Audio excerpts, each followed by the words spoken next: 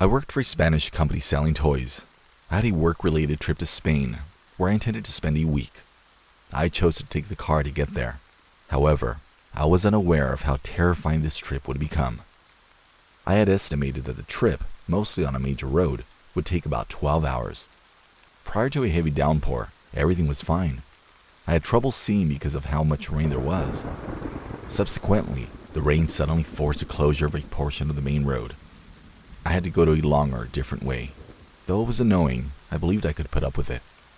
I was driving along a new road when all of a sudden, my music stopped. Even the GPS was broken when I tried to check my phone. Without knowing where I was going, I had to drive. All I could hope was that I was on the right track. I persisted, attempting to follow my intuition. I arrived in a small, eerie town after what seemed like an eternity. Like in a spooky movie, the buildings were collapsing and the streets were silent and dark, but I had to get help, so I pulled into a house after getting out of my car. I went to the first house and rang the doorbell. Nobody responded. Nothing happened. When I went to the next house, nobody answered, and it was the same. No answer, even after I tried the third house. The town looked deserted. Feeling more and more nervous, I proceeded to the fourth house. Just as I was ready to knock, I noticed something out of the corner of my eye. I spun around quickly, but nothing was there. Even though I couldn't see anyone, I had the impression that someone was observing me. To feel safer, I turned on the flashlight on my phone. It was also empty in the fourth house. Now I was positive that this was a deserted town. I noticed someone on the dimly lit street as I turned to head back to my car. Someone was just staring at me while they stood there. They didn't respond when I called out to them. Shadows covered their faces. I took my phone and turned on the flashlight so I could see better. They fled into the night when the light struck them. In a panic, I dashed back to my vehicle. I had to be out of here immediately. But as I was sprinting, I heard a sound from behind. I locked the door as I got to my car and slammed it. My breathing was labored. In the car light, I caught the face of the person. Its eyes were evil, and its mouth contorted into a spooky smile. Fearful and paralyzed I was. I pressed the gas and took off. The person was still there, observing me when I glanced in the rearview mirror. Seeking a safe haven with people, I continued to drive. At last, my cell signal returned. I informed the police about the scary town and the individual when I called them. The other end did not respond. Everything about the town, even the phone lines, seemed off. What I had witnessed in that abandoned town was consuming my thoughts. I just wanted to get the hell out of there. Who was this scary person? That terrifying encounter is still fresh in my mind, a constant reminder that anything can suddenly change from normal to frightening.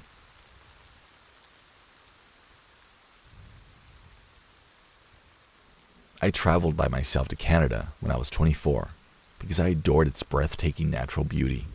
I wished to test out solo camping in the wilderness. It was thrilling. When I arrived in a small town, I purchased food, beverages, and camping supplies. To get all my belongings to my camping location, I rented a car. I made it as far as I could and parked my car next to a hiking trail. After a long journey, I came across a quiet location by a small lake. It was the ideal place to set up camp, so I built a fire to keep the darkness out. I took in the quiet night while sitting by the campfire. A soft noise was made by rustling leaves. My initial reaction was to ignore it because I assumed it was just a curious squirrel. Then, though, I heard hesitant footsteps. I made an effort to keep my worries at bay while continuing to appreciate the peace. I entered my tent when it was time to sleep. Once more, I heard people walking. When I peered through the tent and saw a shadowy figure by the fire, I was alarmed. I froze in fear. "Come out," he whispered, breaking the stillness. I was clueless as to what to do. I was only able to maintain my silence. I questioned the identity of this individual and their motives. I had to work up the courage to open the tent and take a look outside after a tense moment. I noticed a large man who had a hood over his face. He was quite frightful. "You are vulnerable and alone," he said. "What do you want?" I inquired, but my voice choked up.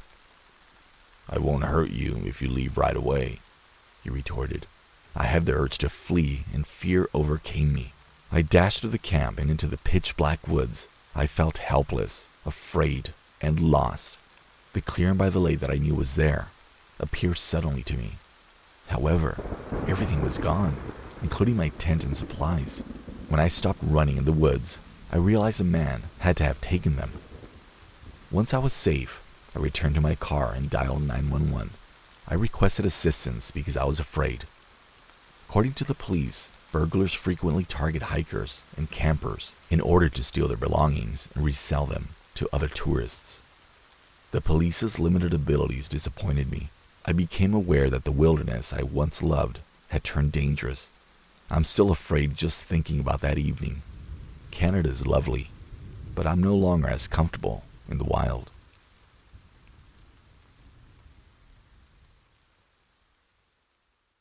The outdoors and I have a long history together. I would describe myself as an avid hiker who is constantly seeking the excitement of novel experiences and the rush of exploration. I would hit the trails twice a week, always looking for new experiences and sights. However, there was one path, an old friend, that permanently altered my view of the forest.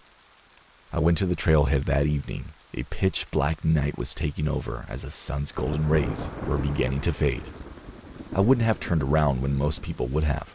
A night hike excited me. The first stretch went very smoothly. There was just enough faint glow from the moon to be able to see the path. However, time distorts when you're alone in the deep woods, and before I knew it, I had forgotten what time it was. My once familiar path appears shaky as darkness engulfed the forest. My self-esteem collapsed. The path that I had believed to be permanently etched in my mind blurred, and the trees that had once seemed like friends felt strange. Discomfited, I dismissed it, figuring I would eventually find a turning point to return to. However, my markers had disappeared, engulfed by the darkness. Panic followed quickly after fear began to set in. When I realized I had to go back and start over, my heart skipped a beat. But the forest felt as though it was drawing me closer, rather than guiding me towards safety. My footsteps were followed by the menacing whispers from the snapping branches and rustling leaves. I had the impression that the tall trees above were observing and judging me. My flashlight suddenly died, leaving me in complete darkness. Fumbling to get the batteries changed, my heart pounded in my chest. I was terrified of what might be hiding in the shadows, so I dared not look around. Then I heard it though. Fast footsteps approaching. Desperate to get that light back, my hands trembled as I fiddled with the batteries. When it finally did, two figures appeared in front of me as it pierced the night. I stopped dead in my tracks as their dark laughter sliced through the atmosphere.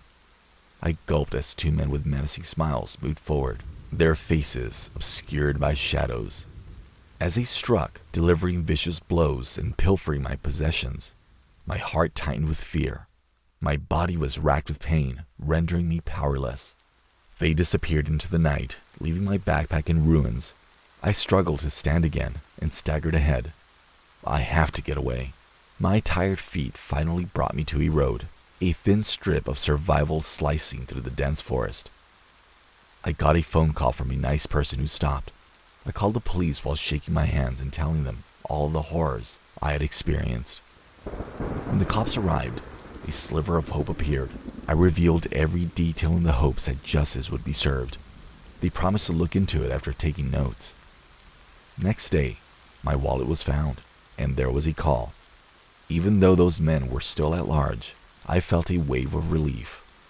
However, my backpack and phone had not turned up. Once a pleasant companion, that trail has turned into a terrifying reminder of the perils lurking in the shadows. I had a hard lesson that evening. We can become lost in our own vulnerabilities in addition to the forest, even as experienced hikers like me.